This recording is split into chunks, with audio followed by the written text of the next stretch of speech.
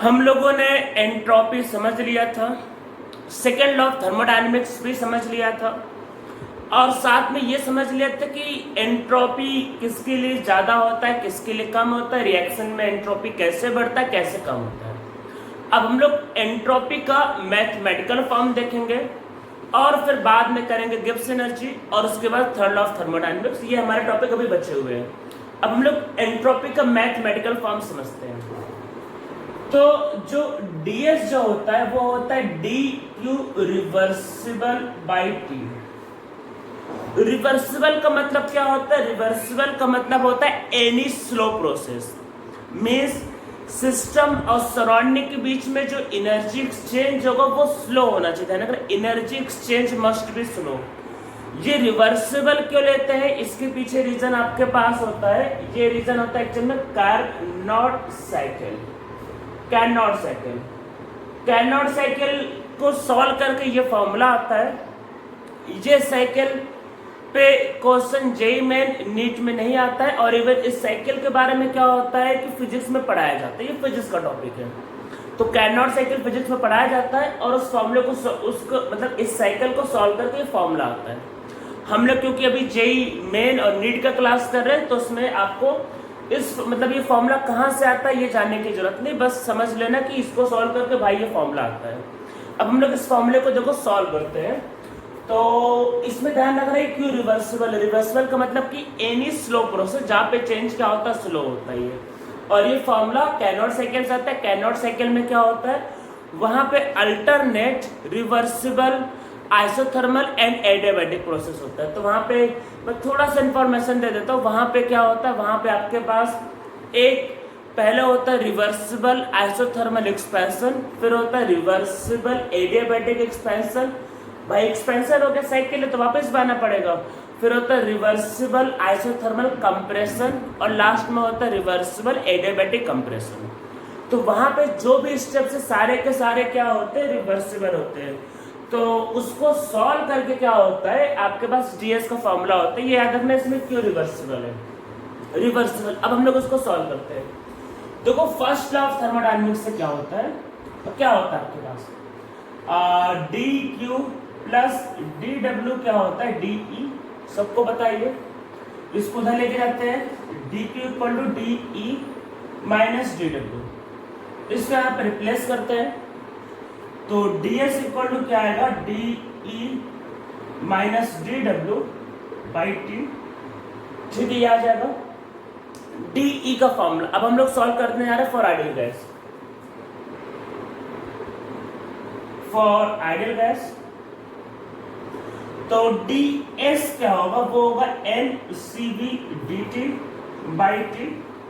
अरे d का formula होता है भाई, d का फॉर्मूला होता है NCV dt, तो ये लिखा। और dw की जगह आएगा p dv बाई टी। ठीक है, ये होगा। ये फॉर्मूला आइडियल गैस के लिए हमेशा वैलिड है। अब ये फॉर्मूला आइडियल गैस के लिए pv इक्वल टू क्या होता है, nRT। भाई ये फॉर्मूला होता है। तो फिर p बाई टी जो होता है वो होता है v बाई एन आर। ठीक है, p बाई टी जो होता है वो मतलब p बाई टी क्या होता है आपका, ये बल्कि होगा एन आर बाई वी। ठीक है, ये आएगा। इसको रिप्लेस करते हैं तो मतलब क्या हो जाएगा, so ds equal to NCV dt by t minus n r dv by v. ठीक है, अब इसको इंटीग्रेट करते हैं। Integrate with limits. ठीक है, तो देखो आपके पास ये फॉर्मूला आएगा। अब इसको हम लोग इंटीग्रेट, हाँ एक इसमें मिस्टेक हो रहा है, एक मिस्टेक हुआ। देखो dw जो होता है, dw देखो जो dw होता है वो माइनस पी डीवी होता है, माइनस पी डीवी, और ऑलरेडी यह माइनस है, तो इस वजह से यहाँ पे क्या हो जाएगा, प्लस। देखो dw की वैल्यू माइनस और ये माइनस पे प्लस, तो ये प्लस हो जाएगा, तो यहाँ आपके पास प्लस आएगा। ठीक है, अब इसको इंटीग्रेट करते हैं तो क्या होगा, delta S NCV dt by t, temperature T1 से T2, और प्लस एन आर dV से V और वॉल्यूम V1 से V2। ठीक है, ये तो यहाँ से डेल्टा एस का फॉर्मूला क्या है, this is n c v, l n आएगा वैसे तो ये होगा l n T2 by T1 plus n r l n V2 by V1। आप अगर एल एन को चाहो तो लॉग में कन्वर्ट कर सकते हो, वो आपकी मर्जी है। तो ये आपके पास क्या है, फॉर्मूले होंगे। अब देखो इसमें क्या होगा, ये फॉर्मूले आ गए एल एन वाले, अब हम लोग इसको लॉग में कन्वर्ट कर लेते हैं। तो क्या होगा, डेल्टा एस क्या होता है, वो होता है 2.303 एन आर, ये आएगा log T2 by T1 plus 2.303 n r log V2 by V1। ठीक है, ये फॉर्मूला, ये डेल्टा एस का पहला फॉर्मूला। तो सॉरी यहाँ पे क्या है कि आपके पास ये था एनसीबी, ठीक है। अब हम लोग इस फॉर्मूले को थोड़ा सा चेंज करते हैं। ये फॉर्मूला क्या था, सीवी वाला था, इसके कई फॉर्मूले। देखो ऐसा है कि इस फॉर्मूले पे जेई मेन में या नीट में न्यूमेरिकल आने के चांस बहुत कम है, पर फॉर्मूला पता होना चाहिए। सीधा सीधा फॉर्मूला पूछा जाता है, पूछेगा कि कौन सा डेल्टा इसका फॉर्मूला, तो फॉर्मूले का आइडिया होना चाहिए। ठीक है, इसमें और फॉर्मूले देखो कैसे होंगे। Cp इक्वल टू क्या होता है, Cv प्लस आर, तो Cv इक्वल टू क्या होगा, Cp माइनस आर। यहाँ रिप्लेस करते ऊपर वाले पे, तो डेल्टा एस क्या हो जाएगा 2.303 वही Cp minus r into n और लॉग T2 बाई T1, और ये होगा plus 2.303 n r log V2 by V1। इसको ओपन करना तो ये होगा 2.303 NCP log T2 by T1। ये माइनस साइन है तो इसलिए इसको पलट सकते हैं, तो ये हो जाएगा प्लस 2.303 NR जो होगा log V2 बाई V1, और ये को पलट जाएगा तो ये होगा T1 बाई T2। आप सब लोग इसको सॉल्व करके देखना, यही आएगा। सॉल्व करके देखना, ये इसका फॉर्मूला बनेगा। अब देखो होता क्या है, आइडियल गैस के लिए क्या होता है, आप सब लोग इसको करके देखना, ये फॉर्मूला बनेगा, यही बनेगा। P1 V1 by T1 is equal to होता है P2 V2 बाई T2। तो इससे P1 बाई P2 जो होगा इधर, तो V2 T1 अपन V1 T2, इसको रिप्लेस करेंगे तो डेल्टा एस का जो सेकंड फॉर्मूला होगा that is 2.303 NCP log T2 by T1 plus 2.303 NR log P1 by P2। तो ये दो फॉर्मूले बनते हैं। ठीक है, ये दो हमारे फॉर्मूले हैं, इनको याद रखना है। अब हम लोग देखो याद करने का तरीका, भाई याद करने का तरीका, जब CV होगा तो वॉल्यूम का टर्म, बाकी देखिए मिलते जुलते टर्म है, और जब CP होगा तो प्रेशर का टर्म। यहाँ V2 बाई V1 तो P1 बाई P2। ठीक, अब हम लोग क्या करते हैं, अलग अलग प्रोसेस, आइसोथर्मल आइसोबारिक के फॉर्मूले लिख लेते, तो वही पूछा ही जाता है। तो मान लेते अगर आपके पास इफ वही कि इफ प्रोसेस इज आइसोथर्मल, अगर आइसोथर्मल है तो T1 T2 सेम होगा। आइसोथर्मल का मतलब क्या है कि भाई T1 इक्वल टू T2 है, तो T1 T2 सेम होगा, तो log 1 की वैल्यू 0। तो देखो डेल्टा इसका फॉर्मूला क्या होगा, वो होगा 2.303 NR log V2 by V1, या फिर हो सकता है 2.303 NR log P1 by P2। ये फॉर्मूला याद करो। आप लोगों को मैंने आइसोथर्मल रिवर्सिबल पढ़ा था, रिवर्सिबल याद करो। आइसोथर्मल रिवर्सिबल में मैंने हीट का फॉर्मूला पढ़ा। हीट का फॉर्मूला क्या था, 2.303 NRT log V2 by V1। तो अगर आप जो आइसोथर्मल में जो हीट का जो फॉर्मूला था, अगर आप उसको टेम्परेचर से डिवाइड करते तो यही आता। तो ये आपके पास फॉर्मूला है। तो ये आइसोथर्मल क्या होगा, हीट का जो भी फॉर्मूला था उसको बस टेम्परेचर से डिवाइड करना होता है। तो आइसोथर्मल के हीट के फॉर्मूले को आप टेम्परेचर से डिवाइड करोगे, ये फॉर्मूला आ जाएगा। ठीक है, ये डेल्टा एस का फॉर्मूला आइसोथर्मल के लिए। सेकंड क्या हो रहा है, सेकंड आपके पास है भाई isobaric. P1 is equal to P2, P1 P2 same, तो log 1 की वैल्यू 0। तो फॉर्मूला क्या हो जाता है, फॉर्मूला होता है इसके लिए delta s equal to 2.303 NCP log T2/T1। वैसे आपके पास आइसोकोरिक, अगर आइसोकोरिक है तो डेल्टा एस, अरे आइसोकोरिक में वॉल्यूम वाला जो फॉर्मूला लिखा उसमें V1 इक्वल टू V2 कर दो। आइसोकोरिक में क्या होगा, V1 is equal to V2, तो डेल्टा एस इक्वल टू क्या होगा 2.303 करके देखना NCV log T2/T1। ठीक है, आगे सारे फॉर्मूले आ गए। अब इसमें लास्ट में बचा एडियाबैटिक। तो एडियाबैटिक का केस देखो बहुत इंटरेस्टिंग है। तो एडियाबैटिक का मतलब होता है भाई Q का वैल्यू 0, तो डेल्टा S का वैल्यू क्या होगा 0। पर इसमें थोड़ा सा ट्विस्ट है। हमने देखो जो लिखा था DS वो क्या था, dQ रिवर्सिबल बाई T था, ये फॉर्मूला था। अगर एडियाबैटिक में प्रोसेस अगर रिवर्सिबल है, मतलब अगर आपके पास रिवर्सिबल प्रोसेस है, रिवर्सिबल प्रोसेस, तो उस केस में जो डेल्टा एस होगा वो 0 होगा। मीन्स रिवर्सिबल एडियाबैटिक प्रोसेस का जो एंट्रोपी चेंज जो होता है वो आपको 0 लेना होता है। तो यहाँ पे जो एंट्रोपी जो चेंज होगा तो ये आपको 0 ही लेना है। पर अगर इरिवर्सिबल होता है, इरिवर्सिबल, तो ये 0 नहीं होगा। तो अगर आपके पास प्रोसेस क्या होता है, इरिवर्सिबल एडियाबैटिक, तो याद रखना सबसे पहले कि भाई एंट्रोपी 0 नहीं होगी। इसमें आपसे पूछ सकता है कि बताओ कम या ज्यादा। तो अगर आप एक्सपेंशन करोगे तो वॉल्यूम क्या होगा, वॉल्यूम क्या होगा ज्यादा। अब मैंने क्या बताया कि एक्सपेंशन में जब वॉल्यूम ज्यादा होगा तो एंट्रोपी क्या होगी ज्यादा, यही बोला था ना, ये वॉल्यूम ज्यादा तो एंट्रोपी ज्यादा। तो जब आप एक्सपेंशन करोगे, अगर इसमें लिखना होगा तो आप जब इसमें एक्सपेंशन करते हो तो वहां पे एंट्रोपी ग्रेटर देन 0 या एंट्रोपी भाई पॉजिटिव आता है। आपसे पूछ सकता है कि एंट्रोपी बढ़ेगा कम होगा, तो एक्सपेंशन के केस में एंट्रोपी बढ़ती है। तो एडियाबैटिक रिवर्सिबल में 0 है, पर एडियाबैटिक नॉन मतलब इरिवर्सिबल में 0 नहीं है। तो यहाँ एक्सपेंशन के केस में एंट्रोपी क्या होता है, बढ़ता है।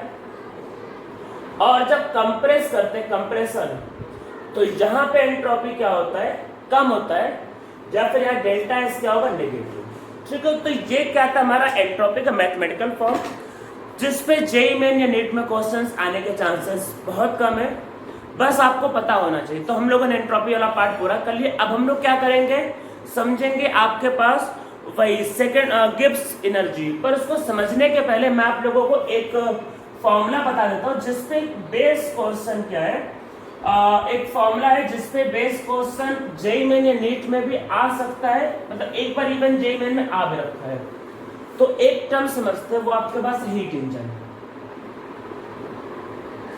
हीट इंजन, हीट इंजन का देखो एग्जांपल क्या होता है, जैसे कि आपके पास हो गया रेफ्रिजरेटर, तो वो एक इंजन है जो टेम्परेचर को कंट्रोल करता है। जैसे आप रेफ्रिजरेटर के अंदर के टेम्परेचर को कंट्रोल कर सकते हो, जैसे कि एयर कंडीशन। तो ये सब जो इंजन होते हैं इनको बोलते हैं हीट इंजन, जो टेम्परेचर को कंट्रोल करते हैं। अब हीट इंजन क्या होता है, वो एक नॉन स्पॉन्टेनियस प्रोसेस करता है। देखो स्पॉन्टेनियस का मतलब जो खुद से होता है। अब रेफ्रिजरेटर के अंदर जो टेम्परेचर आपने माना था मेंटेन किया 5 डिग्री, वो खुद से तो मेंटेन है नहीं, तो आपने क्या किया, पावर दिया, आपने इलेक्ट्रिसिटी सप्लाई किया, तो उसमें जबरदस्ती करवाया, तो वो कैसा प्रोसेस है, नॉन स्पॉन्टेनियस।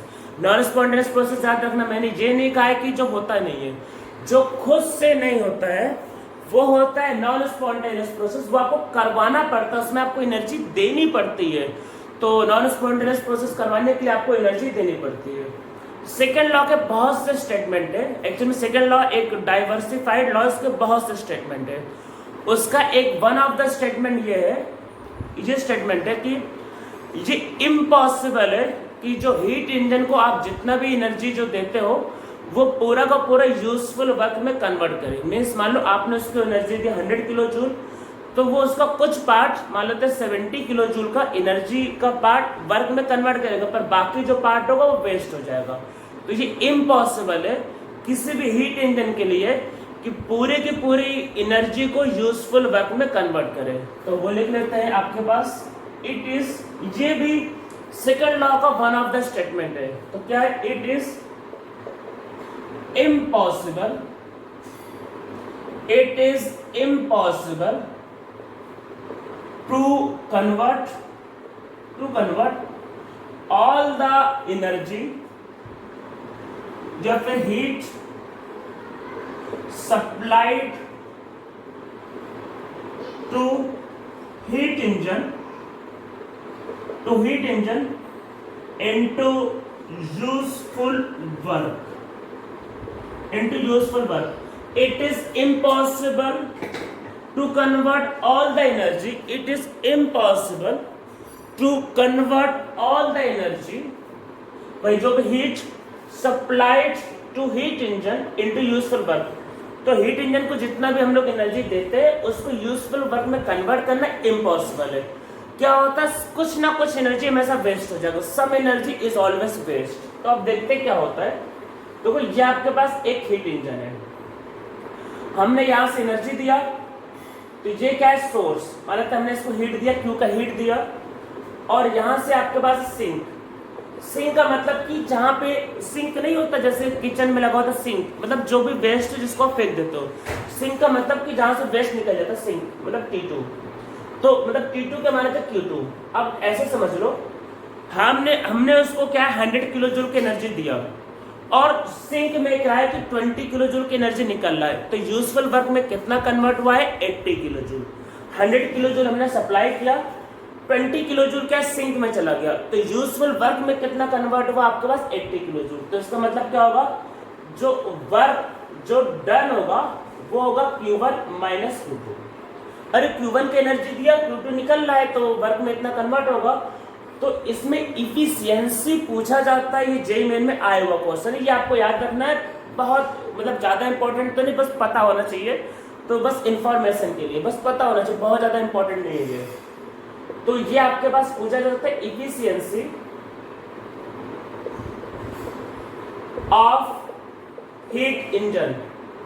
इसके लिए फॉर्मूला होता है Q1 minus Q2 by Q1.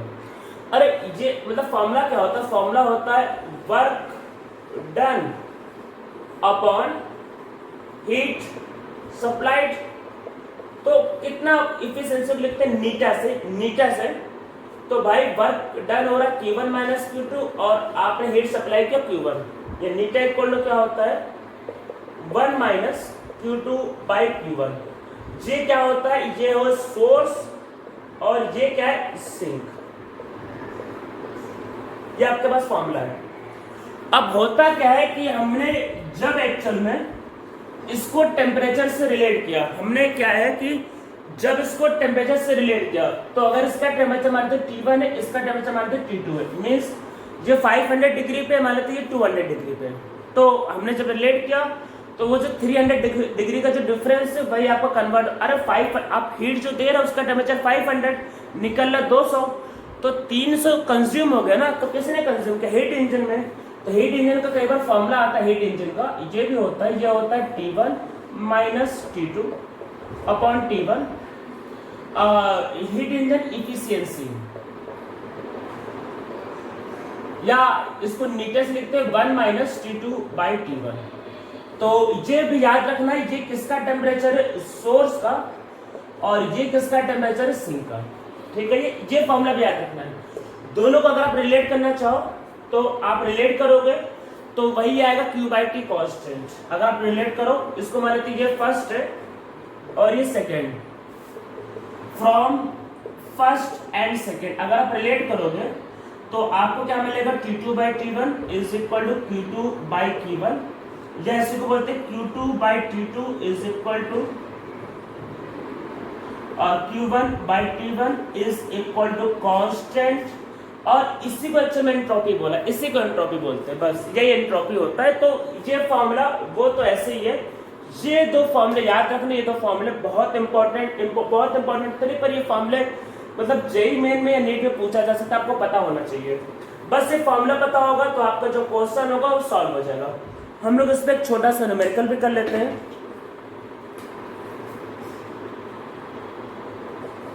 If temperature of source is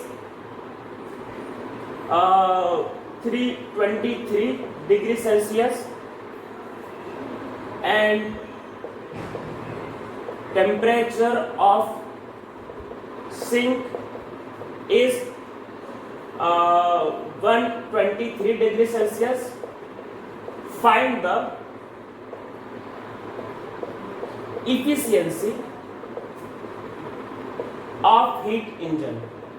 अगर आपको परसेंटेज में निकालना होगा तो उसको क्या करना है भाई, 100 से मल्टीप्लाई करना है, ठीक है। एक बात याद रखना है, टेम्परेचर हमेशा केल्विन में लेते हैं। एफिशिएंसी क्या होगा 1, ये कितना है, सिंक का मतलब कितना है, ये 400 और सोर्स का कितना है, इसमें 273 ऐड कर दो, कितना है 600। तो ये आपके पास कितना आएगा, ये आएगा 200/600, तो ये आएगा 1/3 मीन्स कितना होगा 33%। तो ये क्या होगा, हीट इंजन का एफिशिएंसी, ठीक है। समझ में आ गया। तो इस टाइप का न्यूमेरिकल जेईई में, नीट या सीईटी जैसे एग्जाम्स में आ सकते हैं।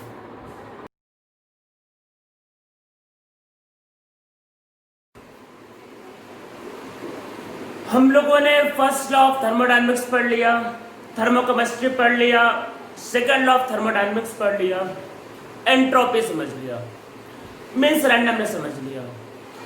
अब पहले फर्स्ट लॉ में क्या बताया कि एनर्जी कंजर्व होता है, और जब एनर्जी रिलीज होगा, जब लेस एनर्जी होगा तो स्टेबिलिटी ज्यादा होगी। भाई पहले ये कह रहे थे कि less energy means more stability, पर कई बार नेचर में ऐसी चीजें भी होती है जहां पे एनर्जी बढ़ता है या एनर्जी का चेंज नहीं होता पर फिर भी हो जाता है।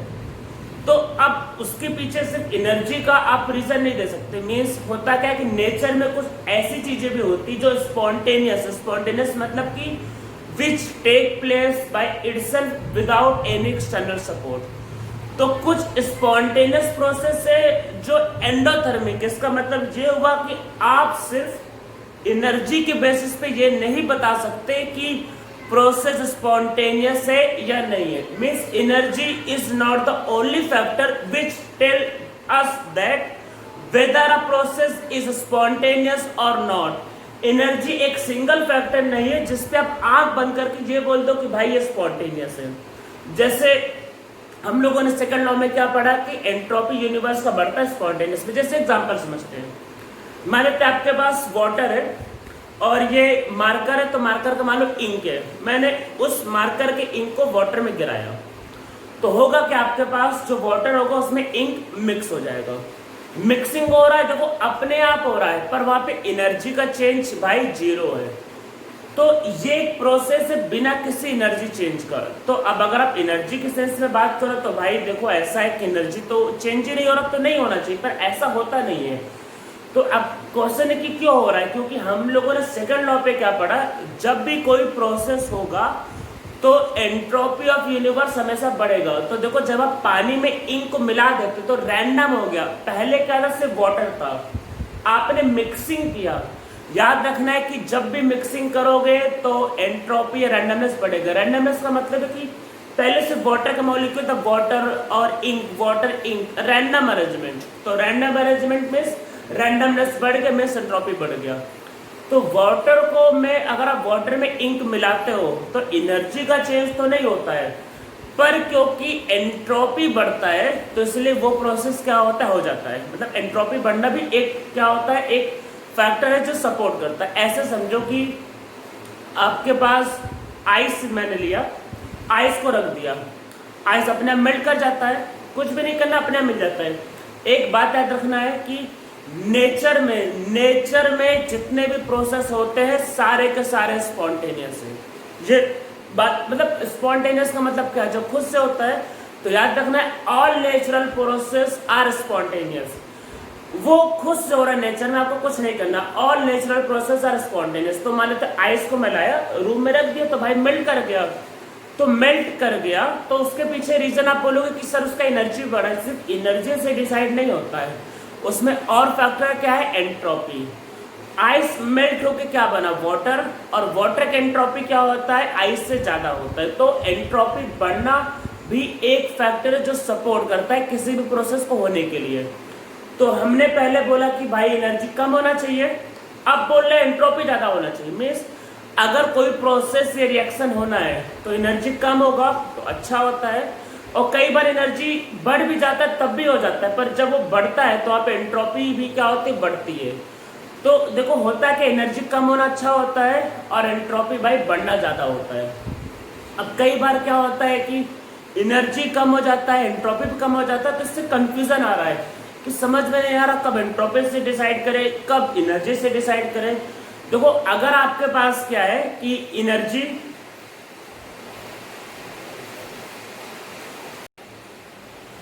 तो देखो एनर्जी भी एक फैक्टर है जिससे डिसाइड होता है कि कोई भी प्रोसेस या रिएक्शन होने वाला है कि नहीं होने वाला। और दूसरा रैंडमनेस, दैट इज एंट्रोपी भी एक दूसरा फैक्टर है जिससे डिसाइड होता है कि कोई भी प्रोसेस या रिएक्शन होने वाला है कि नहीं होने वाला।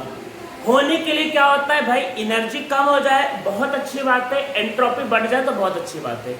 पर अगर दोनों बढ़ जाए तब कैसे डिसाइड करेंगे, दोनों कम हो जाए तो कैसे डिसाइड करेंगे, इसके लिए हमें कोई ना कोई फैक्टर की जरूरत पड़ेगी। ऐसे कंफ्यूजन बहुत आ रहा है तो हम लोग एक ऐसा फैक्टर बनाते हैं जो एंट्रोपी और एनर्जी को मिला के बने और जो हमारा टेंशन क्या है खत्म कर दे। तो उस फैक्टर को खत्म करने या फिर जो टेंशन जो खत्म करेगा उसी का नाम है गिब्स एनर्जी।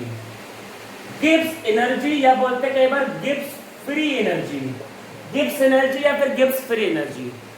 ये आपका एनर्जी का फ्री फॉर्म है जो ऑलवेज रिलीज होता है जब कोई भी प्रोसेस होता है। अगर कोई भी प्रोसेस होगा, एनर्जी मतलब सिर्फ हीट नहीं होता है, एनर्जी के और भी कई फॉर्म है। तो ये एनर्जी का फ्री फॉर्म है जो ऑलवेज रिलीज होगा जब भी कोई प्रोसेस या रिएक्शन होगा, खुद से होगा तो रिलीज होगा।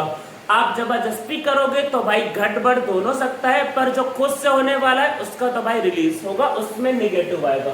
तो ये क्या है, ये आपके पास है free form of energy, free form of energy which is always released, which is always released when a process or reaction takes place, when a process or reaction takes place।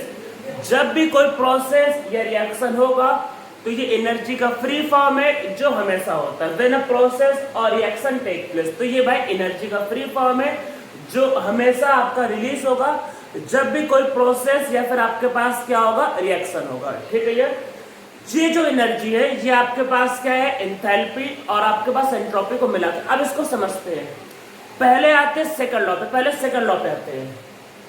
Second law ने क्या बताया, entropy of universe always increases in a spontaneous process. तो क्या बोला कि entropy of universe always increases in for a spontaneous process. हम लोग spontaneous के लिए पहले करते हैं। अब देखो यूनिवर्स का मतलब क्या है, यूनिवर्स का मतलब है भाई सिस्टम प्लस सराउंडिंग। तो सिस्टम प्लस सराउंडिंग का जो एंट्रोपी होगा वो हमेशा बढ़ेगा। देखो सराउंडिंग का मतलब क्या होता है, सराउंडिंग का मतलब एक्चुअल में तो रिमेनिंग पार्ट ऑफ यूनिवर्स होता है, पर एक्चुअल में आपको सराउंडिंग का मतलब पूरी दुनिया नहीं एज्यूम करनी है। सराउंडिंग का मतलब क्या है, जैसे एक रूम है, आपके पास एक एपरेटस है या फिर एक सिस्टम है जहां पे एक्सपेरिमेंट हो रहा है, उस रूम का बाकी बचा हुआ पार्ट जो है वो यूनिवर्स है। अगर सिस्टम को हीट रिलीज करेगा या एब्जॉर्ब करेगा तो वो रूम के बाकी बचे हुए पार्ट को क्या है कि अफेक्ट करेगा, ऐसा नहीं कि पूरी दुनिया को अफेक्ट करेगा। तो सराउंडिंग बोलने को तो यूनिवर्स का बाकी बचा हुआ पार्ट है, पर एक्चुअल में आपको क्या समझना है, एक्चुअल में समझना है रूम को, अपने रूम को यूनिवर्स, सिस्टम जहां पे एक्सपेरिमेंट प्रोसेस होगा, बाकी रूम का बचा हुआ पार्ट क्या है, सराउंडिंग। ये एक्चुअल में इसका मतलब है। तो सिस्टम प्लस सराउंडिंग को क्या हो, ग्रेटर देन 0। अब देखो क्या होगा, अब आपके पास समझो ये एक सिस्टम है, सिस्टम अगर हीट रिलीज करेगा तो सराउंडिंग भाई एब्जॉर्ब करेगा। तो ये जब रिलीज करेगा तो इसके लिए साइन कन्वेंशन होगा माइनस, ठीक है, वो माइनस। तो ये एब्जॉर्ब करेगा तो इसके लिए क्या होगा, प्लस। साइन कन्वेंशन क्या कहता है, कोई भी चीज अगर रिलीज हो तो उसको माइनस साइन से लेना। सिस्टम के पॉइंट ऑफ व्यू से रिलीज हुआ माइनस साइन से, सराउंडिंग के पॉइंट ऑफ व्यू से वो एब्जॉर्ब हुआ तो प्लस साइन से, या उसका उल्टा। अगर कोई सिस्टम एब्जॉर्ब कर रहा है तो सिस्टम के लिए क्या होगा, पॉजिटिव। तो सराउंडिंग ने क्या किया भाई, सराउंडिंग ने रिलीज किया, तो उसके लिए क्या लेना, नेगेटिव। तो इसका मतलब क्या होगा कि जो डेल्टा एस, एक्चुअली ये सराउंडिंग है, इसका मतलब क्या होगा, जो डेल्टा एस जो सराउंडिंग होगा वो minus time delta s system, वो क्या होगा, minus time delta s system by T, ऐसा ले सकते हैं, minus time delta s system by T. इसमें एक क्वेश्चन देखो बहुत जेन्युइन बनता है कि आपने सर सराउंडिंग पे तो चेंज करवा दिया, सिस्टम पे चेंज क्यों नहीं करवा रहे। इसकी पूरी स्टोरी देखो क्या है, आपने जो है ds को क्या लिखा था, ds को लिखा था q रिवर्सिबल बाई टी, याद कर, यही लिखा था। ds को क्या लिखा था, ds को लिखा था q रिवर्सिबल बाई टी, ये लिखा था। रिवर्सिबल का मतलब क्या होता है, बहुत स्लो प्रोसेस। अब देखो ऐसा है कि सिस्टम छोटा सा होता है, वो क्या हो सकता है, वहां पे जो प्रोसेस हो वो रिवर्सिबल भी हो सकता है और इरिवर्सिबल भी हो सकता है। तो हमें सिस्टम के बारे में कोई नॉलेज नहीं कि वो प्रोसेस मतलब रिवर्सिबल है कि इरिवर्सिबल है। पर सराउंडिंग तो देखो भाई बड़ा होता है, आप अपने रूम एज्यूम करो जहां पे बैठ के आप पढ़ रहे होगे, तो सिस्टम को बाकी बचा हुआ पार्ट क्या, सराउंडिंग बड़ा है। तो ऐसे समझ लो, मान लो ये एक आयरन का रॉड है और इसने हीट को रिलीज किया, तो सराउंडिंग का टेम्परेचर कितना बढ़ेगा, थोड़ा सा, मान लो 100 डिग्री है, ये ठंडा हो गया, तो रूम का टेम्परेचर 25 से बढ़ के 26 हो जाएगा, थोड़ा सा तो गर्म होगा ना ये। तो सराउंडिंग पे क्या होता है, जो भी चेंज होता है वो हमेशा स्लो होता है। अगर स्लो चेंज होगा तो सराउंडिंग का जो प्रोसेस होगा वो हमेशा रिवर्सिबल होगा। याद रखना है, size of surrounding is very large, so all the process of surrounding is very slow, so all the process of surrounding is always reversible, so all the process of surrounding is always reversible। तो समझ में आया मैंने क्या बोला, देखो system का size छोटा है, सिस्टम के बारे में भाई हमको नहीं पता है कि वो रिवर्सिबल है कि इरिवर्सिबल, कुछ नहीं पता। पर सराउंडिंग का साइज देखो बड़ा, आपको सोचो ये एक आयरन का रॉड है, ठंडा हो गया, 100 से 25 आ गया, फटाफट चेंज हुआ, पर सराउंडिंग सिर्फ 25 से 26, स्मॉल चेंज। क्यों, क्योंकि बड़ा साइज है, तो बड़े में क्या होता है, चेंज होने में बहुत टाइम लगता है। तो क्योंकि सराउंडिंग का साइज बड़ा है, इसलिए सराउंडिंग में चेंज हमेशा स्लो होगा, इसलिए सराउंडिंग पे जो भी प्रोसेस होगा या जो भी रिएक्शन का इफेक्ट होगा वो ऑलवेज क्या होगा, ऑलवेज होगा रिवर्सिबल। तो ये बात ध्यान रखना है। तो हम लोग क्या लिख लेते हैं इसमें, तो इसमें लिख लेते हैं कि ऑल द प्रोसेस, मतलब लिख लेते हैं due to large size of surrounding, all the process of surrounding is always reversible, all the process of surrounding is always reversible। तो रिवर्सिबल के सारे प्रोसेस हमेशा मतलब सराउंडिंग के सारे प्रोसेस हमेशा रिवर्सिबल होंगे, हमेशा रिवर्सिबल। तो क्या हो जाएगा, तो हो जाएगा delta s system minus delta h system और बाई टी, टेम्परेचर बाई जो टेम्परेचर होगा सराउंडिंग का और ये ग्रेटर देन 0, टी को मल्टीप्लाई कर देते हैं, तो क्या आया, t delta s system minus delta h system greater than 0, minus sign common ले लेते हैं, तो क्या होगा, delta h system minus t delta s system is less than 0।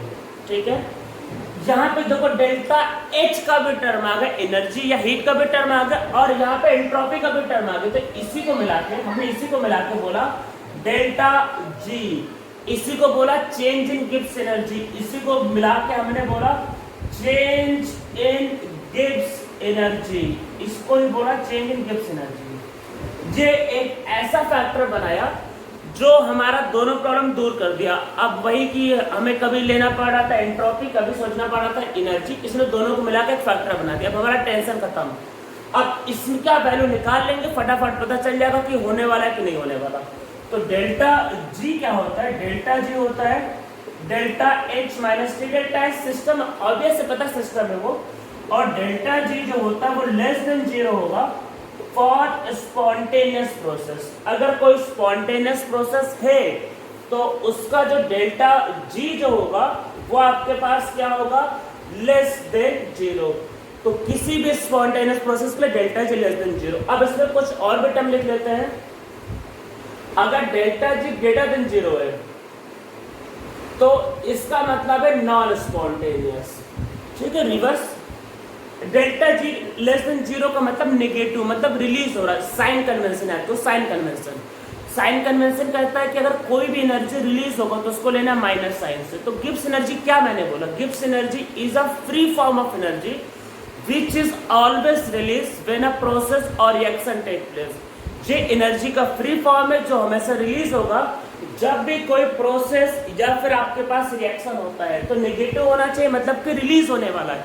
कोई भी एनर्जी अगर रिलीज होगा तो उसको लेना माइनस साइन से, या फिर कम होने, मतलब कम होने का मतलब रिलीज कर दिया। तो गिब्स एनर्जी रिलीज होने वाला है क्योंकि कोई प्रोसेस होने वाला है, इसलिए इसको लेना है नेगेटिव।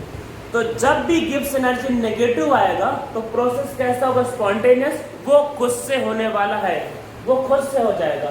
अगर डेल्टा जी मोर देन जीरो है तो वो क्या, नॉन स्पॉन्टेनियस। इसका ये भी मतलब है, इसका मतलब ये है कि स्पॉन्टेनियस इन बैकवर्ड डायरेक्शन। इसका मतलब है स्पॉन्टेनियस होगा पर कहां पर, बैकवर्ड डायरेक्शन में। और अगर डेल्टा जी जीरो आ गया तो इसका मतलब आपके पास क्या, इक्विलिब्रियम, ना वो आगे जाएगा ना वो पीछे आएगा, इक्विलिब्रियम, ठीक है। ये इसका मतलब है।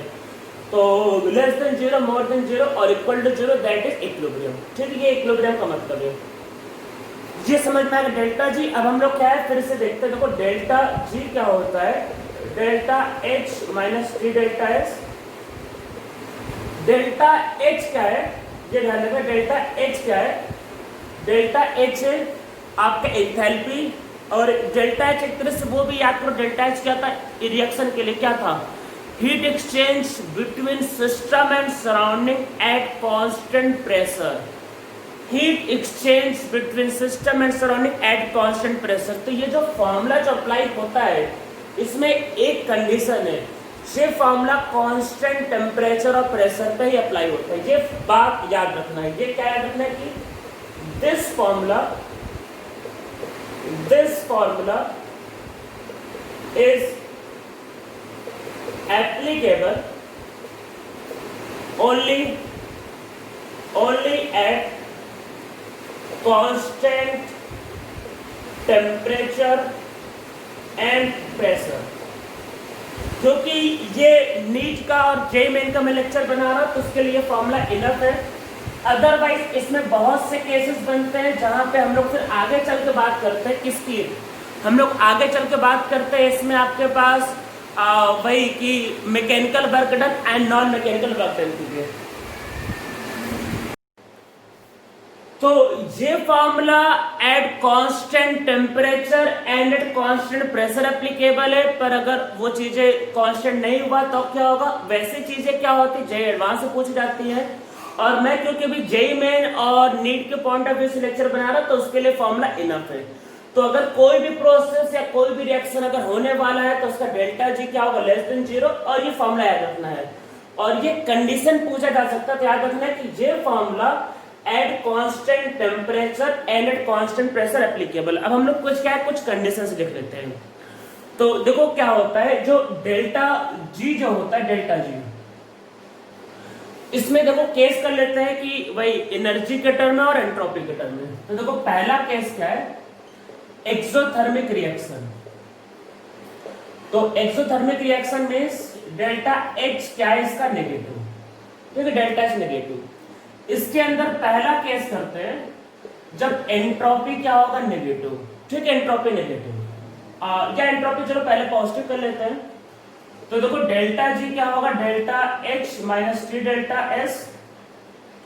ये वैल्यू एंट्रोपी मतलब बढ़ रहा है, इसका एंट्रोपी बढ़ रहा है और हीट कम हो रहा है। तो देखो प्रिफर कब कर रहे थे, बोले तो हीट कम हो जाए, हीट कम हो रहा है एंट्रोपी बढ़ जाए तो इससे अच्छी क्या बात है, हीट भी कम एंट्रोपी भी ज्यादा।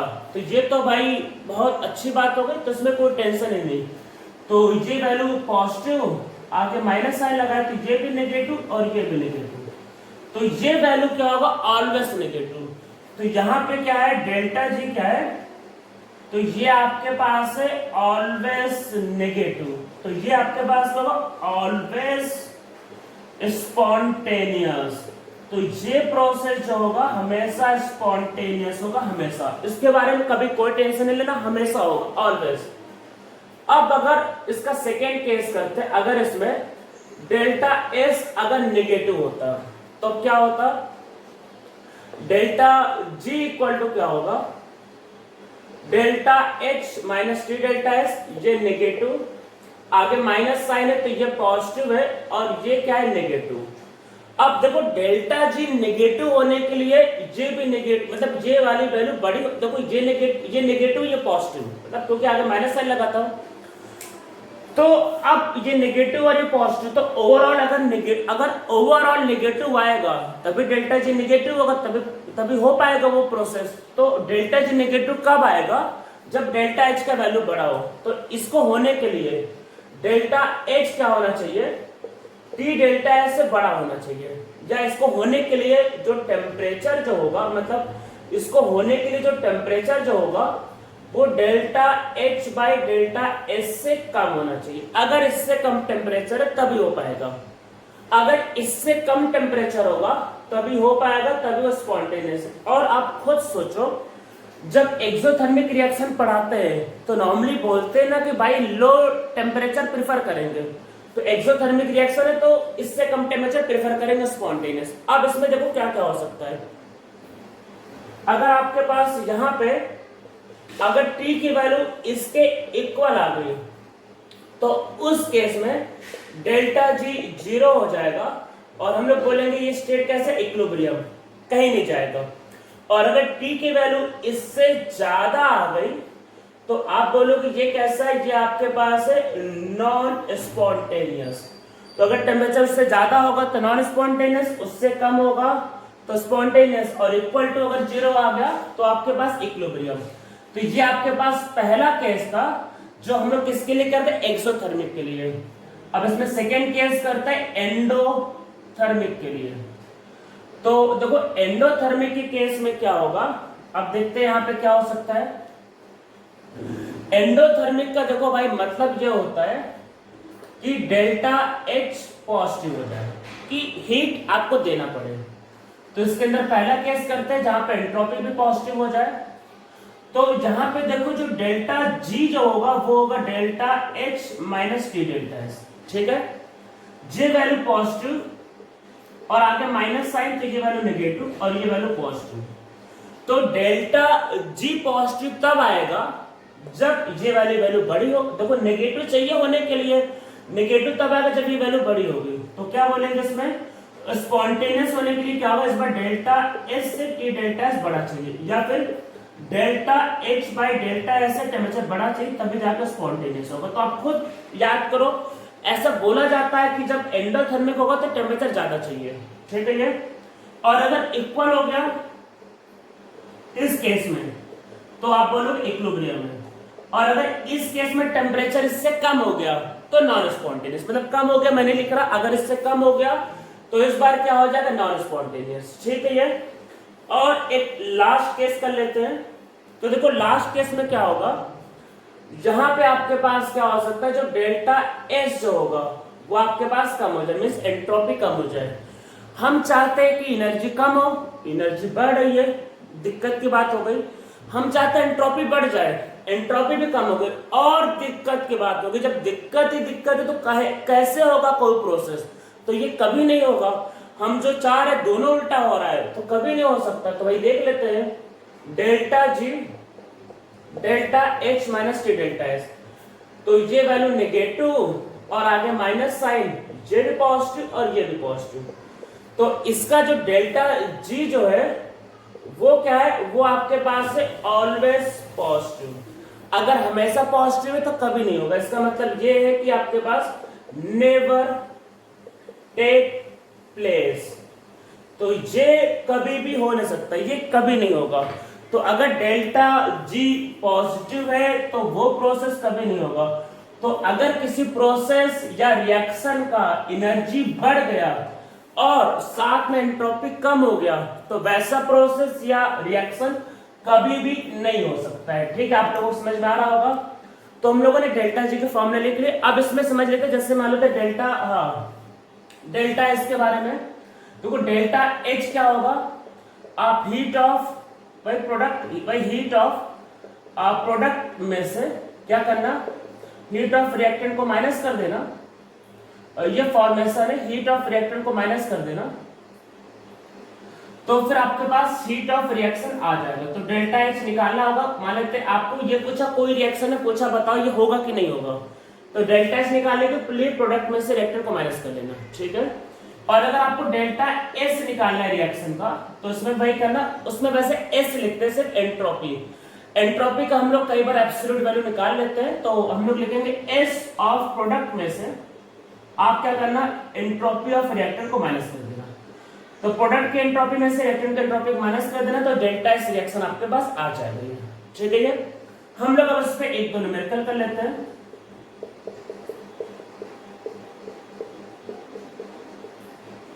ये एक रिएक्शन है, इसका सपोज करते हैं delta H, heat of the reaction given है, अंत दे रखा है आपके पास, गिवन है -100 किलो जूल। ठीक है, गिवन है, और गिवन है if entropy of N2। Entropy का यूनिट, एंट्रोपी क्या होता है, हीट बाय टेम्परेचर, हीट का यूनिट जूल पर मोल, तो वो क्या होगा, जूल पर मोल पर केल्विन। तो if entropy of N2 S2 and ammonia are 100, 50 and 80 respectively at 27 degree, find करना। फाइंड आपके पास पहला वेदर रिएक्शन इज स्पॉन्टेनियस और नॉट, और दूसरा find temperature at which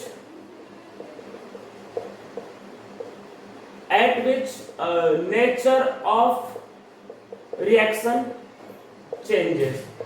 nature of reaction change करने का मतलब ये है कि अगर वो स्पॉन्टेनियस है तो नॉन स्पॉन्टेनियस हो जाए, ये नॉन स्पॉन्टेनियस है तो स्पॉन्टेनियस हो जाए। तो बताना कि किस टेम्परेचर पे उसका नेचर जो को बदल जाएगा। Find the temperature at which nature of reaction change, तो जहां पे नेचर ऑफ रिएक्शन भी चेंज होता है। तो देखो यहाँ पे हम लोग ये जो कर रहे हैं, इसमें डेल्टा एस तो गिवन है किलो जूल पर मोल। ठीक है, और ये जो एंट्रोपी जो गिवन है, ये सारा यूनिट जूल पर मोल पर केल्विन। एंट्रोपी की यूनिट जूल पर मोल पर केल्विन, ये गिवन एंट्रोपी। तो हम लोग डेल्टा एस निकालेंगे, तो वो क्या होगा, 2 टाइम अमोनिया का entropy minus entropy of N2 -3 time entropy of S2।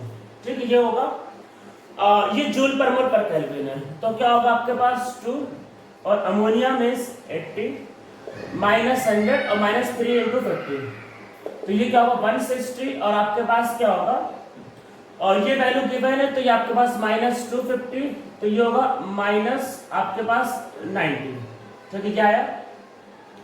अब डेल्टा जी निकालते हैं तो वो क्या होगा, delta H minus t delta S. ठीक है, डेल्टा एच कितना गिवन है, -100 किलो जूल, ध्यान रखना। और यहाँ पे क्या है, माइनस टेम्परेचर कितना है 300, और इंटू -90 आपके पास -90। पर ध्यान रखना इसको, ये किलो जूल है, ये जूल है, किलो जूल जूल, तो इसको 1000 से डिवाइड करना होगा। तो हम लोग कैलकुलेशन यहाँ पे करते हैं। तो डेल्टा जी कितना है, -100, और ये क्या होगा 0 0 सब कट गए, तो ये कितना है +27, तो ये आ रहा है माइनस कितना आ रहा है -73। तो इसका मतलब ये कैसा स्पॉन्टेनियस। तो यहाँ पे क्या है, प्रोसेस कैसा स्पॉन्टेनियस, डेल्टा जी नेगेटिव आ रहा है, मींस स्पॉन्टेनियस। ठीक है, दूसरा ये बताना है कि बताओ किस टेम्परेचर पे उसका नेचर बदलेगा, मीन्स स्पॉन्टेनियस से नॉन स्पॉन्टेनियस। तो देखो एक ऐसा टेम्परेचर होता है, देखो मान लो एक टेम्परेचर है, मान लेते वो आपके पास, ऐसे एग्जांपल लेते निकाल लेते हैं। चलो अगर आपको कभी भी निकालना है कि बताओ किस टेम्परेचर पे नेचर बदलेगा, तो वो टेम्परेचर की वैल्यू होगा delta H by delta S, ये इसकी वैल्यू होती है। तो देखो डेल्टा एच कितना गिवन है, वही 100 किलो जूल, तो 1000 से मल्टीप्लाई, और डेल्टा एस कितना है -90, तो प्लस हो जाएगा। तो ये आपके पास कितना ये है वही 10,000 बाई 9 केल्विन, ठीक है ये। तो इसका मतलब ये है कि अगर टेम्परेचर इससे कम होगा, अगर टेम्परेचर इससे कम होगा तो प्रोसेस कैसा होगा, स्पॉन्टेनियस, और अगर टेम्परेचर इससे ज्यादा होगा तो होगा नॉन स्पॉन्टेनियस। आप ऐसे ज्यादा टेम्परेचर लेके देख लो ना, नॉन स्पॉन्टेनियस आएगा। तो अगर आपको पूछे किस टेम्परेचर पर नेचर बदलेगा, तो आपको ये टेम्परेचर निकालना होता है। अगर आप टेम्परेचर इससे कम लोगे तो वह स्पॉन्टेनियस होगा, टेम्परेचर इससे ज्यादा लोगे तो नॉन स्पॉन्टेनियस। तो जिस टेम्परेचर पे उसका नेचर बदलेगा वो आपके पास क्या होगा, delta H by delta S. तो delta H by delta S पे उसका क्या होगा, नेचर जो होगा वो बदल जाएगा, ठीक है। तो आप लोगों को समझ में आ गया होगा, ये आपका होगा गिब्स एनर्जी। अब इसमें एंट्रोपी चेंज पे एक दो फॉर्मूले लिख लेते हैं। फेज चेंज, फेज चेंज का मतलब स्टेट चेंज, कि जब आपके पास क्या होता है, पहली बात सॉलिड से लिक्विड। देखो जब भी सॉलिड से लिक्विड होगा, मैं जो जो बातें बता रहा हूं उसको ध्यान रखना है, जब भी सॉलिड से लिक्विड होगा इसमें क्या क्या ध्यान रखना है। तो यहां पे जो डेल्टा जी होगा वो जीरो, हमेशा इक्विलिब्रियम पे स्टेट चेंज होता है डेल्टा जी जीरो। तो ये सब चीजें, ये सब का सब पूछा गया है जेईई में, नीट में और इवन सीईटी में, डेल्टा जी जीरो, ठीक है। सॉलिड को लिक्विड बनाने के लिए हीट देना पड़ता है, तो इसलिए इसका डेल्टा एच क्या होगा, पॉजिटिव, डेल्टा एच पॉजिटिव। अब लिक्विड का एंट्रोपी भाई पता है सॉलिड से ज्यादा होता है, तो डेल्टा एच भी ध्यान रखना, यहाँ पे क्या होगा, पॉजिटिव, ठीक है, पॉजिटिव होगा। डेल्टा जी जीरो, तो जीरो इक्वल टू क्या होगा, delta H minus t delta S. तो यहाँ पे जो डेल्टा एस का वैल्यू होगा वो होगा डेल्टा एच बाई टी। वैसे यहाँ पे क्या होगा, सॉलिड से लिक्विड जा रहा है, इसको बोलते हैं फ्यूजन, तो इसको बोलेंगे डेल्टा एच फ्यूजन। और टेम्परेचर बोले कौन सा लेना है, तो जब स्टेट का चेंज होता है तो टेम्परेचर कांस्टेंट होगा, तो नीचे लेना है मेल्टिंग पॉइंट, तो ये डेल्टा एस का फॉर्मूला होगा, ये पूछा जाता है। तो डेल्टा एस क्या होगा, जब स्टेट का चेंज होगा तो delta H fusion by temperature melting point. Chemistry में याद रखना है टेम्परेचर का एक ही यूनिट है केल्विन, केल्विन के अलावा किसी और में नहीं लेना है। अगर आपके पास लिक्विड से हम लोग वेपर में जाते हैं, तो अब ऐसे केस में भी देखो क्या होगा, डेल्टा जी याद रखना जीरो, डेल्टा एच पॉजिटिव और डेल्टा एस पॉजिटिव, ठीक है, तीनों पॉजिटिव है। और यहां पे अगर डेल्टा एस का वैल्यू पूछा जाए तो वो delta H vaporisation upon boiling point. तो ये फॉर्मूले याद रखने, इन फॉर्मूले पे जेईई में ना सीटी में क्वेश्चन काफी ज्यादा पूछा गया। और अगर आपके पास सॉलिड से सीधा सीधा वेपर जाता है, जिसको हम लोग बोलते हैं दैट इज सब्लिमेशन, तो ऐसे में भी वही डेल्टा जी भाई जीरो होता है और वही डेल्टा एच भी पॉजिटिव होता है और डेल्टा एस भी पॉजिटिव होता है। और यहाँ पे जो डेल्टा एस जो सब्लिमेशन होगा वो होगा delta H sublimation upon temperature by sublimation का जो भी होगा। कुछ सब्सटेंस का आपको पता होगा सब्लिमेशन होता है, जैसे इसमें फेमस है CO2। CO2 सीधा सॉलिड से क्या होता है, वेपर। या फिर जैसे आपके पास होता है कैम्फर, कैम्फर पता होगा कपूर, तो वो भी क्या होता है सीधा सीधा सॉलिड से क्या होता है, गैस। तो जिनका सब्लिमेशन होता है तो उसके लिए आपको वो वाला फॉर्मूला यूज करना पड़ेगा। हम लोग उस पर न्यूमेरिकल कर लेते हैं।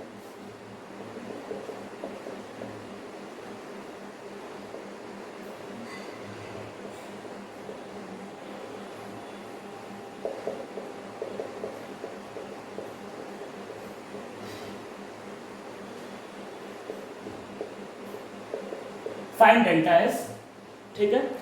टेम्परेचर नहीं दिया है तो आपको पता है भाई कितने डिग्री पे वाटर बॉईल करता है, 100 डिग्री पे पता है, बच्चे को पता है, सबको पता है। तो टेम्परेचर कितना लेना है 373 केल्विन बाय डिफॉल्ट लेना है। तो डेल्टा एस का वैल्यू 5 मतलब 50,000 अपॉन 373 ये आएगा। इसका यूनिट ये होगा जूल पर मोल पर केल्विन, ये इसका यूनिट। ठीक है, समझ में आपको आ गया होगा। तो ये आपके पास हो गया Gibbs energy and entropy.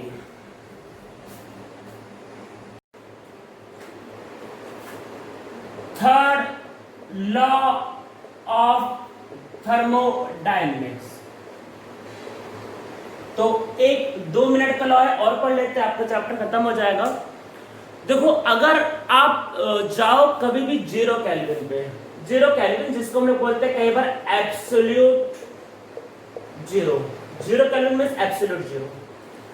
Absolute 0 या 0 केल्विन पे क्या होता है, किसी भी सब्सटेंस का एंट्रोपी 0 माना जाता है। मतलब ये मान के चलते हैं कि एब्सोल्यूट 0 पे कोई एनर्जी नहीं होती, किसी भी पार्टिकल में कोई मूवमेंट नहीं होता, सब रुके होते हैं, सब रेस्ट पे होते हैं। तो इसलिए उसका एंट्रोपी जो होता है 0 केल्विन पे कितना होता है 0। तो 0 केल्विन पे किसी भी सब्सटेंस की जो एंट्रोपी जो होती है वो कितनी होती है 0। तो 0 केल्विन पे किसी भी सब्सटेंस की एंट्रोपी को भाई कितना लेना है 0 लेना है। तो अब अगर आप उसको 0 लोगे तो अगर आप एक गिवन टेम्परेचर पे किसी भी सब्सटेंस की एंट्रोपी अगर निकालते हो तो वो उसका एब्सोल्यूट एंट्रोपी होता है। क्यों? क्योंकि हमने 0 केल्विन पे उसका एंट्रोपी माना है 0। तो entropy of a substance at a given temperature is the absolute entropy of substance. यही होता है थर्ड लॉ ऑफ थर्मोडायनेमिक्स में। बोल देता आप लोग लिखना चाहो लिख लो, entropy of a substance at given temperature is absolute entropy of substance because entropy of any substance is assumed to be 0 at 0 Kelvin। मैं रिपीट करता हूं, because entropy of any substance is assumed to be 0 at 0 Kelvin। तो 0 Kelvin पे किसी भी substance का entropy क्या माना गया है 0 माना गया है। ठीक है, आपको समझ में आ रहा है। तो अगर आप देखो ऐसा हमने चैप्टर में क्या क्या पढ़ा, मेनली क्या क्या पढ़ा, एंट्रोपी पढ़ा, गिब्स एनर्जी पढ़ा, इंटरनल एनर्जी पढ़ा, एंथैल्पी पढ़ा। चारों में अगर पूछे किसका एब्सोल्यूट वैल्यू निकाल सकते हो तो इंटरनल एनर्जी का वैल्यू याद करो, स्टार्टिंग में बोला था नहीं निकाल सकते हो, इंटरनल एनर्जी का वैल्यू नहीं निकाल सकते थे। अगर इंटरनल एनर्जी नहीं निकलेगा तो H के फॉर्मूले में देखो क्या होता है, इंटरनल एनर्जी माइनस PV ऐसा भी लिखा जाता है। अगर ये नहीं निकला ये तो ये भी नहीं निकलेगा, तो आप इंथैल्पी का एब्सोल्यूट वैल्यू नहीं निकाल सकते। ध्यान रखना, हमने पूरा चैप्टर में निकाला चेंज इन इंथैल्पी। जब इंटरनल एनर्जी नहीं निकला तो इंथैल्पी कहां से निकलेगा। और वैसे में लिखा जाता है G इक्वल टू होता है H माइनस TS। और जब भाई इंथैल्पी ही नहीं निकला तो कैसे गिब्स एनर्जी निकलेगा। तो इंथैल्पी का, इंटरनल एनर्जी का और गिब्स एनर्जी का एब्सोल्यूट वैल्यू नहीं निकाल सकते। पर केमिस्ट्री में, थर्मोडायनेमिक्स में सिर्फ एक ही आपके पास टर्म है, एक ही टर्म है जिसका एब्सोल्यूट वैल्यू आ सकता है, और वो क्या है एंट्रोपी। एंट्रोपी का ध्यान रखना, एब्सोल्यूट टर्म आ सकता है। ठीक है, एब्सोल्यूट एंट्रोपी डिफाइंड होती है, इसलिए हम लोगों ने S लिखा था। अब जैसे एक रिएक्शन है A times A, B times B, इससे C टाइम्स C और D टाइम D।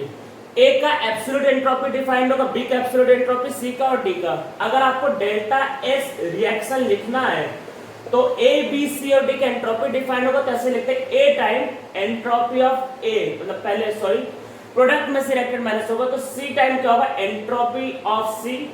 नॉट का मतलब एब्सोल्यूट एंट्रोपी, हटाना चाहिए तो हटा दो, पर डेल्टा नहीं लिखते। C का एब्सोल्यूट एंट्रोपी डिफाइंड होता है, एंट्रोपी का एब्सोल्यूट वैल्यू निकलता है। क्यों?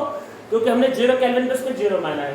प्लस क्या होगा D time entropy of D minus A time entropy of A minus B time entropy of B।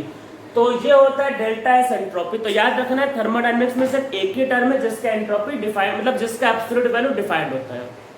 तो हम लोगों का थर्मोडायनेमिक्स चैप्टर कंप्लीट हो गया है, जो जेईई मेन और नीट के पोर्शन में आता है। इसमें एडवांस के लिए कुछ अलग से चीजें करवानी होती, जो मैं कुछ दिनों बाद करवाऊंगा, जो स्पेशली एडवांस के लिए होगा।